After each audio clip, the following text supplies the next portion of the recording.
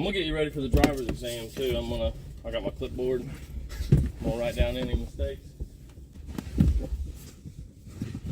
I'm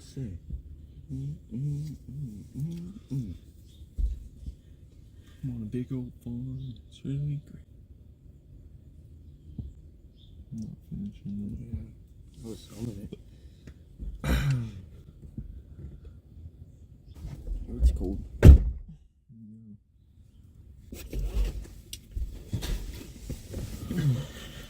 Oh, I probably caught some gold right there.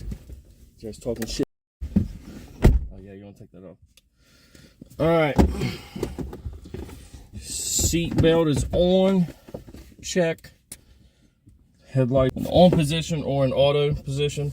Gotta put the key in right there. Turn it to the 745 or the 7:45 position. Check. Change the wipers. On the left over there. You spin that thing. Alright, check your barometer. I don't know what that is. We got this, man. This is good. That could be good. So if you see, let's put some defrost on those so the windshield's clear. Can you see out all these and stuff too? Yeah. He said put that puppy in drive. You guys ain't late. We usually don't leave for another few minutes. So usually if you see this clipboard out, you know, there's a problem. The only one other requirement. Yeah, so we got our headlights on, we got defrost on. We're using our blinkers. That's good. That's good. Blinkers. Go, check. She doesn't. You can turn right up here and then go down. So far, the only thing I could see is we're not listening to Bone Thugs and Harmony. They make you play for the driver's test. You know what I'm talking about? You don't like Douglas Ruggers Bone, do you? Look at these guys, porch pirates that early in the morning. Clipboard's gone. Let's just relax, man. You'll be taking your driver's test soon, man, and like, I know I joke a lot, but there's a lot of things that little stuff. And, well, and mine was like a really mean lady, so it may not apply to all, but yeah, if you go left right here. But she was like so strict about everything, and her main concern was listening to instructions, right? Because she told me, I guess we're taking too long for them, but she was like, I want you to turn on this second yellow arrow. And I turned on the first one, and she was upset about it. She was like, I said the second one, and I was like, okay. There was a phone mount like this in my buddy's car. I didn't have a car to take my test in, but thankfully my best friend Josh let me use his car. And he just got this new phone mount that was like Gorilla Glue to the dash. She sat in the car and just yanked it off and ripped his dash. Oh my God. Yeah, and I was like, this isn't my car, lady. She was like, no obstructions of view. So, I don't know if you're testing in, you probably don't want to test in this or your mom's car because they're both boats. Yeah. So we'll just make sure we don't have anything on the windshield of the Camry whenever you test. Testing the camera. Yeah, that thing's looking beautiful. I've been starting it every day, guys, to just keep the fluids going, the battery charged, and all that stuff. Doing great, man. I like your awareness, man. Like that back there when you seen that car coming at that four-way, you waited for a minute, which was great. Yeah, I think you'll be fine, dude. We're doing it, right, Don? Yep. 2 more days, guys, right? Today's Thursday. Yeah. Today's Thursday, tomorrow's Friday. We're within, what, 10 days of side-by-sides and being in the woods without no mom and little baby brother. Yeah. I probably shouldn't make that sound like it's a good thing to be away from both of them, especially on camera, but I'm a great editor, so. Yeah, this is day 8, by the way. This is day 8. Yeah, day 8, bro. It was just day 3. Ain't missed one yet. Beautiful day, guys. Anything important today in school? Test or any kind of things you guys are looking forward to? I just took a test yesterday. How'd it go, you think? You'll find out today? No, I already found out. I got 105. 105? Yeah. This dude's so extra. 5 extra. Dude, that is perfect. I bet like a piece of paper between there and the curb, that's exactly where it's going to be. Well, this is weird. Get out on this side. Love you, man. Love you. Thanks for the ride.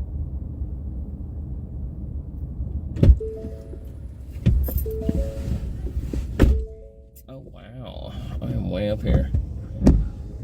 Ain't nothing but a G thing, baby. It's too loped out. going crazy. Death row is the label that pays me. I should be out front of the school. Looking suspect. Guys, let's get this day on the road again. I'm always on the road, my friend. I really do. I pound down some mileage, guys. I mean, I really put it in. I have a job to do today in Moorhead, Kentucky, and just decided to drive my personal truck, which is really a stupid decision because I'm using my own fuel and putting mileage on my truck. But man, if you know, you know. Like, I want to be in my personal truck. It's comfortable. It has everything that I need here, chargers or whatever for my phone, my stuff in it. Any chance I get to drive it, I'm driving it. Well, I need to get the oil change before I go to Michigan because that's coming up really soon. It is 9:53 a.m. That should be up here now in big yellow letters. Yep, there they are. Tell me if you guys like, there has to be something that lets you guys know how the day is progressing. Because I noticed yesterday this was crazy. When I was editing the video, from the time I cut at like 8:30 in the morning to the time I was pulling back in to the warehouse and parking the truck, in my mind, I'm like, I'm so worn out, so many hours have passed that when I go to edit this and look back at that, I can't wait to see how much different I look, you know, how weathered from the day. And it looked exactly the same. I mean, it looked like I just pushed pause on the camera and then picked right back up where I left off. And I was mind blown by that. Guys, just let me know anything that you like or don't like. Let me know in the comments. You guys have been doing it already. A lot of cool, inspirational stuff I've seen, man. Like, you got this, or you're good at this, and stuff like that. I don't know, man. I made it to day 7, but in editing, put day 6. So keeping them elbows in that masterpiece, if you know what I mean. I mean, it's something I'm not going to go back and fix. What was funny, speaking of going back and fixing something, that old video of me where I'm like trying to be inspirational from 2017, which is 7, almost 8 years. I must have, because I had text on the screen that said inappropriate comment coming in like 3, 2, 1 or whatever. And then there was like that weird blur. And the only thing I could think is I accidentally like misspelled something or put something wrong there. So my answer was to just, because YouTube, man, YouTube was so much different back then. Certain music that was free that YouTube offered up, and you could do it in post. It was crazy. I'd upload the video, and that didn't mean that it was done.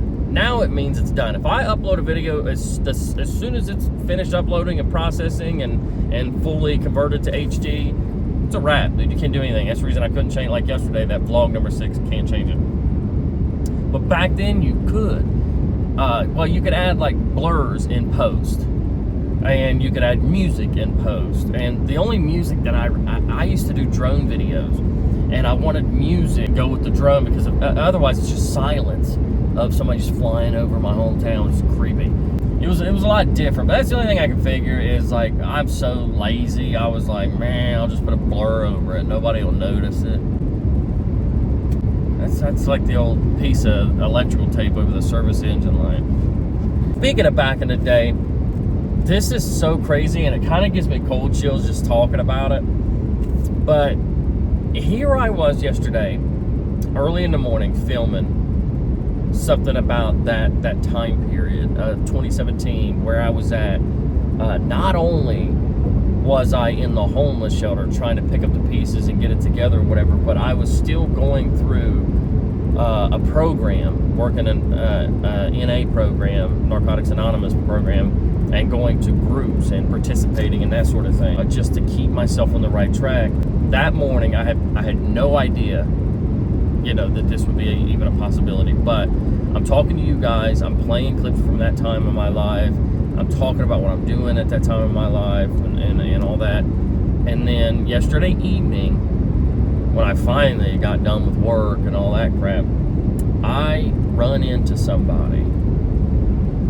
It's a lady. I don't want to say her name. She taught those groups back at that time. And it's so crazy how that works. And I run into her, and she's like, oh my God, James. She was like, how have you been? I was like, holy crap. I was like, dude, I remember you. She was like, you know what? She almost teared up.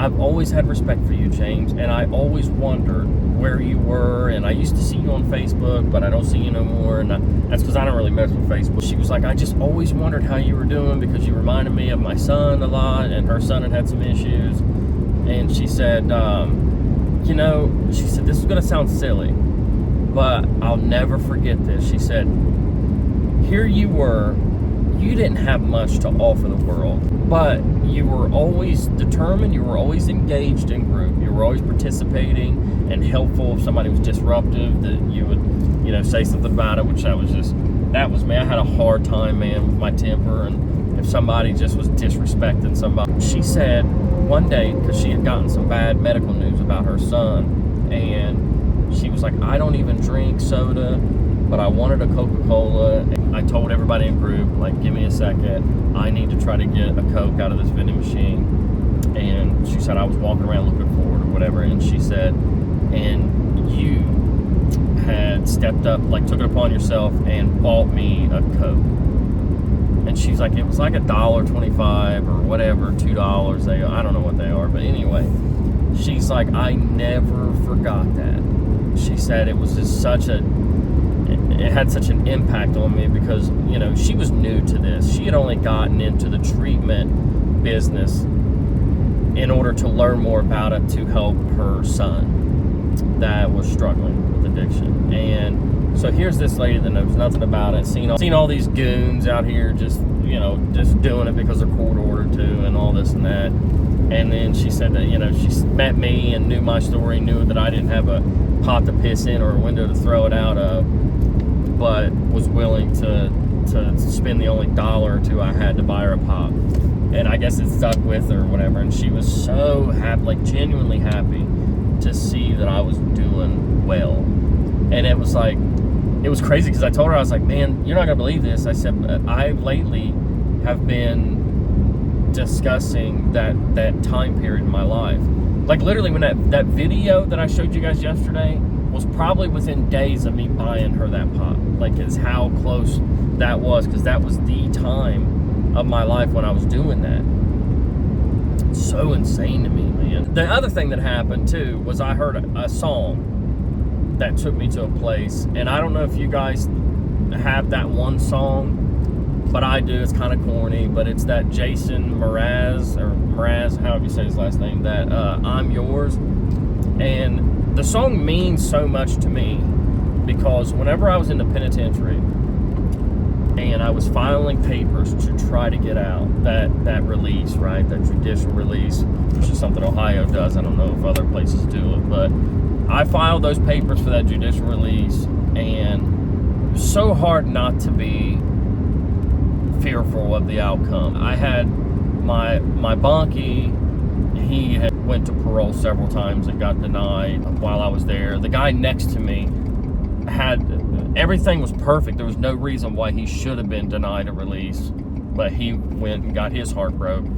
And the way they would do it is, the house you were at, they used to have you go up to the quartermaster's office, and that's where everything was done. But at this point, whenever I was up to find out whether I was going to get released or not, which is early, right? You either get released then and finish your sentence in a transitional home, which in my case was in Cincinnati, or you're there for another 6-8 months or whatever. And it's one of those things you don't want to even get your hopes up. It was my day, man, and there was a new girl working. She had just put her office together upstairs in D house where I was, and she had these little computer speakers, and she would just play music in there. She was, Lord knows what she was playing the first time I went in there to do the paperwork or to do whatever, you know, pick up legal documents. But that day when I went up there, a guard assisted me and unlocked her office, and there's always a guard standing there, especially if it's a female doing any kind of the legal stuff. She said, have a seat, James. And I sat down,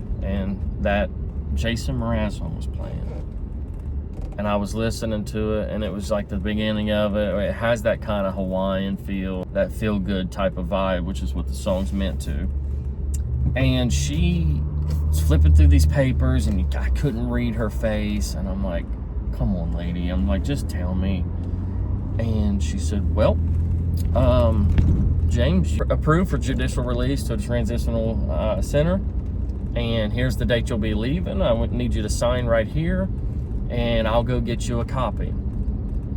Which, you know, even though you're in prison, they still give you copies of stuff to take back and put in a big metal box that's going to get flooded and covered in Debbie cakes and soups. But anyway, she had me sign, and then she walked off to go get a copy of that made, and I sat there, the happiest I had been that I could remember in a long time. You know, at this point, man, I want to say I'm 22 years old, 23 years old maybe. And I was like, man, I'm going to go out and I'm going to start my life over. I'm getting out of here, man. I hate this place. And, man, I just went down a dead end. I'm really deep in this story. Where am I? That song was playing, and I'll never forget that. That song meant so much to me after that, and I would use it sometimes. You know, if I was going through something, I would play that song and remind myself of how great that was. Anyway, I am in Moorhead, Kentucky. I think it's such a weird name for a city. But I've got a job to do, and then I will be taking a lunch break, and I'll catch up with you guys then. Lunchtime. B-dubs. My shirt still smells like Roman's laundromat. I haven't worn it since I went there. Show you guys a little lunch hack. Try, you know, for the ones trying to save a little bit of money. I get ran over out here. Who cares if you save a few dollars if you get splattered by a red Jeep? Let's do it. Well, that was an unfortunate amount of wait time, but I am back here, got some menus, and at least they did set me where I can see Harry Potter. James, you're such an a-hole sometimes. All right, let me show you guys something real quick. My pitch, okay? You go to a lot of these restaurants. If you're wanting a crispy chicken, grilled chicken salad, and a drink, it's like what, 17, 18 bucks, you know, tip, dine-in charge, all that crap. Or if you just wanted some wings and a drink, it's usually around, what, 13 bucks, 14 bucks. B-Dubs has this lunch special. If you come between 11 and 1, I believe it is, or 11 and 2 maybe, you could get 10 wings, and they're supposed to just throw a couple fries on the plate for you, which is bullshit, because what value is a few fries? But and a drink for $10. I asked them one day, I was like, can you substitute those fries for something else? They were like, well, what would you like? And I was like, I want a salad, like a house salad. And they're pretty good sized salads. And they're like, sure. So just across the board, no extra charge. So then you just cut those chicken wings out, throw them in the salad. You've got a chicken salad and a drink for $10. Hodgeable. I'm gonna pay that truck off if it's the last thing I do. Can I do the lunch special, the 10 wings? And I want 5 of them honey barbecue and the other 5 medium. Ranch? Yes, please. And instead of the fries, can I get a salad? With ranch? Yeah. Gotcha. They just substitute the fries for the Yeah, side salad. gotcha. Anything else for you? No, that's it. I Gotcha. appreciate you I'll go ahead and put that taking in. it. Thank you. Watch and learn, people. And that whole, let me get you a drink and so you can get acclimated. Nah, Pepper. Nah. I got stuff to do, man. Time is money. Bam. Let's do it. Boom. Chicken salad. Even get a thank you. I am back to, well, almost back to hometown now. Just east of there in a little town called Wheelersburg, where everybody thinks their you-know-what doesn't stink. But I am currently freezing to death in here. I've literally made the inside of my truck a refrigerator, but for a good reason. Because I also met the butcher today to get my beef. They are savages. Look at the amount of blood. But anybody who's ever eaten it this way, let me tell you something. You probably didn't realize that you were eating the wrong beef. And I was hesitant at first because I was like, man, I know it all comes from a cow, mine's always come from a cow from a store. This is from a cow from a guy that's apparently very messy to my house. And it was strange because the first time I cut, there's like 47 pounds of it in here. You hear that? Still frozen solid. Just in case you're watching Got. I did not let it thaw because I had other things that I had to do and kind of forgot, didn't schedule as well. And literally everywhere I went for the last 3 hours, I just left my truck running with the air wide open and this in the front seat. It's the end of the day of Thursday almost. Well, it's almost 3 o'clock, man. That means the weekend's almost here, and I'm going on my trip to Michigan. I gotta hang out with the kids, man, and spend some quality time before I leave. Yeah, I may take the older boys to like the driving range to practice their swing a little bit more. Little one back to the Candyland Museum. We showed up an hour before they closed this last time, and he took it pretty hard. It was the saddest thing you've ever seen. Like, he kept looking back to try to see the building through my truck window. Oh, it's horrible. And I want to do something with the van. I want to at least get it started. I cannot wait till you guys see what the plan is with the van, dude. Maybe we'll get it out and just go do a burnout somewhere in it this weekend. I got a new tire on the back, but I don't know, we gotta do something. But you guys are gonna love the plan, the ultimate plan with the van. I'm gonna kind of like give little hints to it, but the ultimate like full reveal idea, I'm gonna wait until I'm complete with it, because it's gonna make more sense once it's completed. Man, I think you guys are gonna love it. So while I was sitting there eating lunch at Buffalo Wild Wings, of course I jumped on YouTube to try to find something interesting to watch, and I watched this video.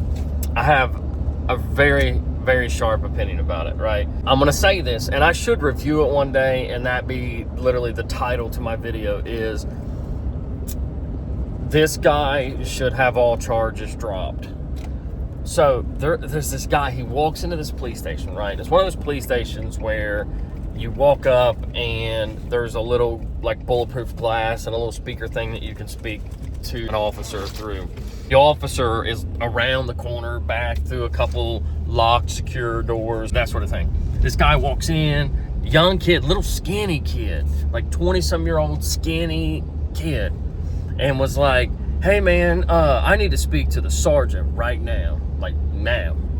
And dude, like, the cop was so arrogant, man. He was like, no, ain't happening, man. Have this brief exchange. If I'll try to put the link down in the description so you guys can see it, because it's hilarious. So this guy's like, they're going back and forth for a minute, and the cop calls this kid a name, like crazy, I think. The kid's like, hey bro, you wouldn't come out here and say it to my face. And the cop's like, bet I would. So the kid's like, yeah, you wouldn't say that to my face out here. You just, you know, pretty much like you're just saying it because you're behind this glass or whatever. And so the cop gets up as if there's no de-escalation training that ever took place and leaves his post to go around and play tough guy and prove a point with this kid, and goes through those secured doors out to this library area, right to the kid's face, and says it again. And they go hands on. And man, was this cop... This kid just slams this cop and is on top of him and could do whatever he wanted to him. I mean, could have took his gun, could have kicked his teeth out, anything. I mean, literally had full control of the situation. And the cop's like, man, let me up, man. Let me up, man.